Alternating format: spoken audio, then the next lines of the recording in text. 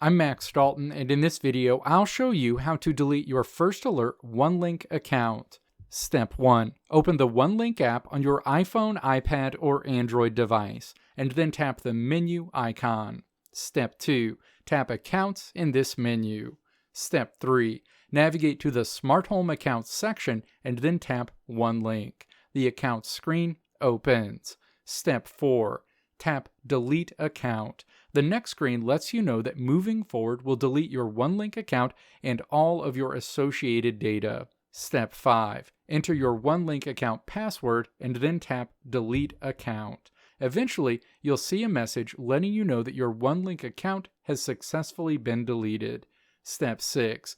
Tap OK. You'll be bounced out to the Onelink login screen.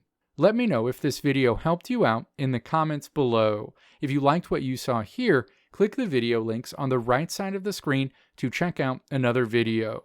Or click the logo on the left side of the screen to check out my tutorial website at www.maxdalton.how.